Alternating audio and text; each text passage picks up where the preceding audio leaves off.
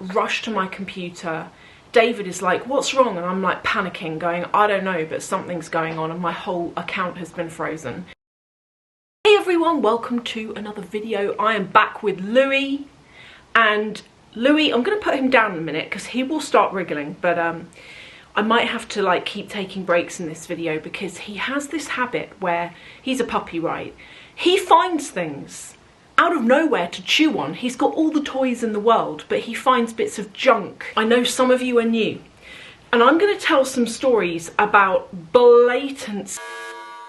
I'm having to bleep that word because YouTube does not like the word, but some blatant issues I've had in the past buying luxury secondhand. And I want to tell these stories just to kind of as entertainment, but also I want to tell these stories as a learning for all of you of things that you can do to protect yourself. So the first thing that ever happened to me, and as I say, if you've been with me a while, I have told these before, but really I wanted to do this for anyone who's new. The first thing that happened, I actually sold to a subscriber. This happened way back in like, I think it was about 2017. And I'd sold an amount of things, fine, as I normally do. Never had a problem before. You know, my subscribers are all lovely and I've never had a problem before. But I'd sold this item, tracked, insured, it had gone to the States, no problem. I was, weirdly enough, in the Chinese takeaway one evening. It was on a Friday. And because I always have a Chinese on a Friday, pretty much Chinese, and I was stood there on my phone. I checked my emails and I had an alert from PayPal to say that they'd frozen my whole PayPal account, and it was because someone had done a chargeback and claimed that it was fraud. And I couldn't get into my blooming app from the takeaway and I was panicking, and you know when you're like, hurry up with the food, I need to get home and like check. I get home, dump the food in the kitchen, rush to my computer. David is like, what's wrong? And I'm like panicking, going, I don't know, but something's going on and my whole account has been frozen. I logged in and surely enough, my whole account had been frozen. I had like messages from PayPal that were quite aggressive towards me, making out like I had done something wrong. But I start looking to see what the actual issue is. And do you know what it was? It was one of the subscribers I'd sold to.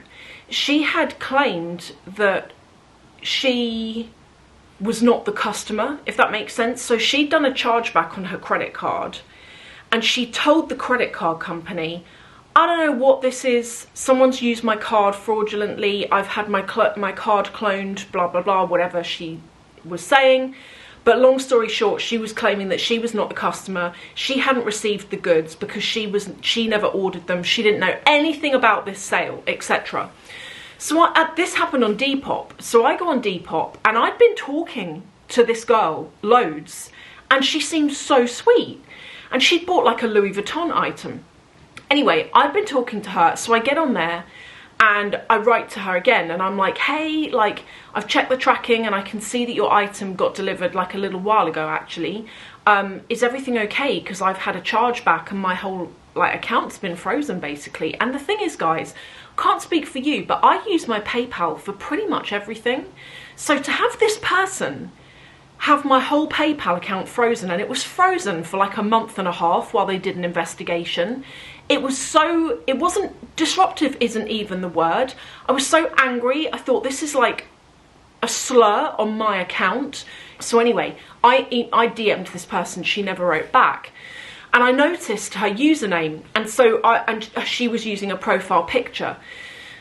So I like search on Google her username, and she comes up on Poshmark, and she's using the same profile picture.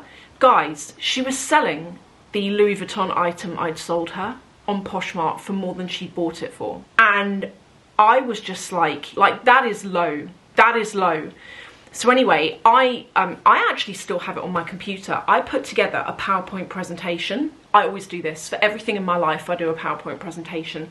I did a PowerPoint presentation for PayPal. And I put screenshots of our conversation.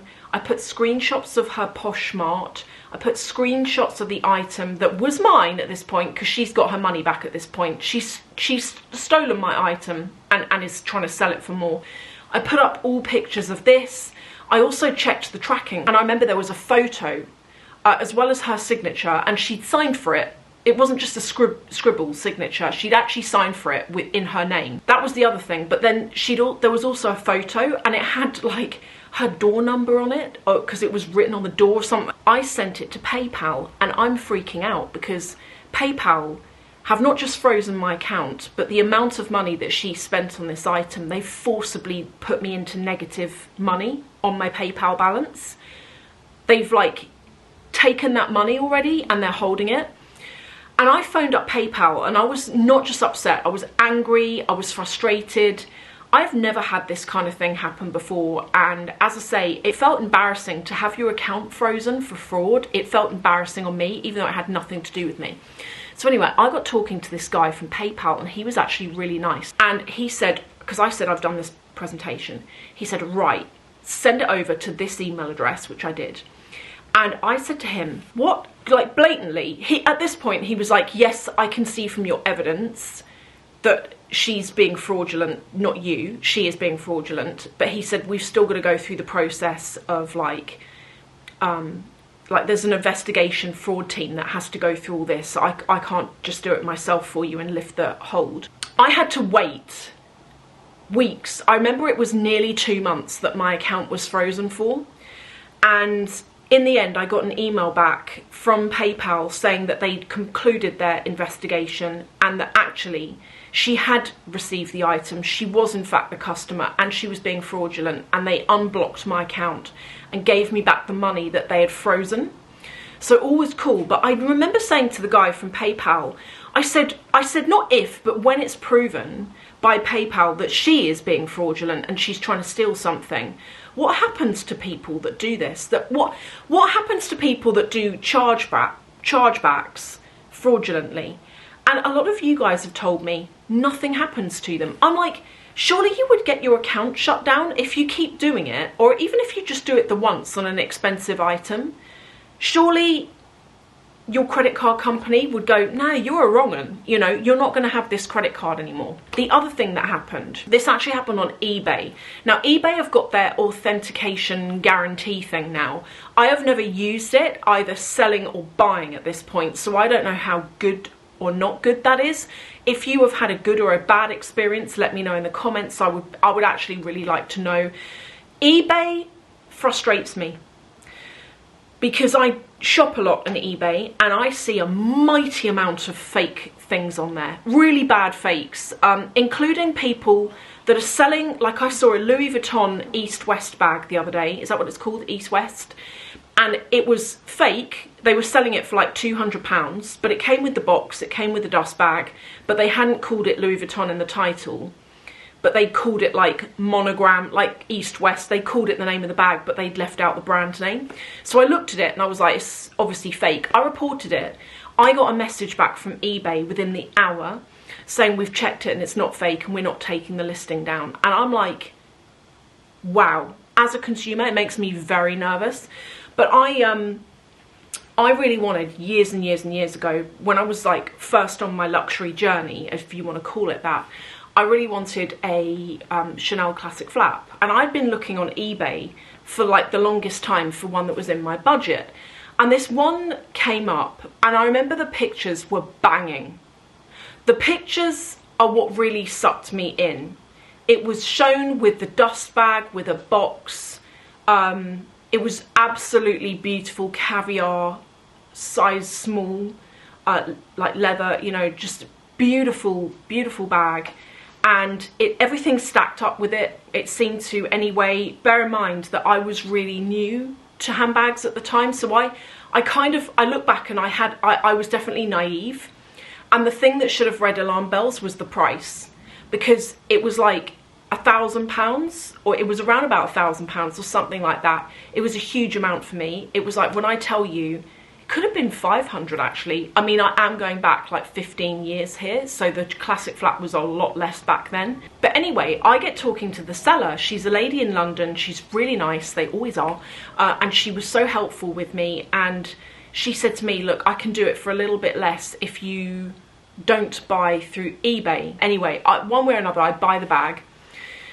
She posts it to me, and again, another thing I should have realised is that she didn't really have any feedback. She did have like 1 or 2, but she had a new account and not much feedback.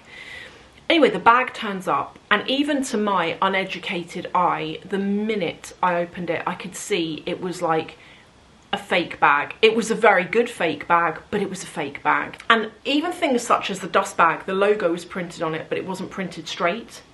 The box that came with the bag that was in the pictures did not come with the bag. The bag just had discrepancies about it, and something was off. So I get her on eBay, and I was like, oh look, I'm really sorry, but I'm gonna need to return this bag to you. I can't remember how I worded it, whether I was as blunt as to say I think it's fake. I can't remember what I said, but I told her I needed to return the bag. She wrote me back a message, and I remember her being like, ha ha ha, basically you're not gonna get your money back. I pay through PayPal. She was like, you're not gonna get your money back. And then she shut her eBay down, so I couldn't get her at all. And I didn't even have like her email, you know, so I had no way of getting hold of her. I contacted eBay. eBay didn't care, didn't want to know. So then I had to contact PayPal. And PayPal, when it comes to fakes, can be quite difficult, as can eBay actually, or they used to be before they had their authenticity guarantee. Because what you had to do is you had to go into a boutique and ask for a written letter confirming the item is fake in order to get your money back. Who's going to do that? No one's going to do that. No one's going to walk into Chanel and say, hi, I know you're really busy and you want to sell to people to earn a crust today and earn some commission, but can I just waste your time with this fake bag and you write me a letter? No one is going to do it. And I think I really feel like that's part of the reason why they put these rules in place, because they can't be bothered to deal with the fake side of things. One way or another, I didn't have to do that, and I got the money back, and they didn't even ask me to send this bag back, and I gave it to charity in the end.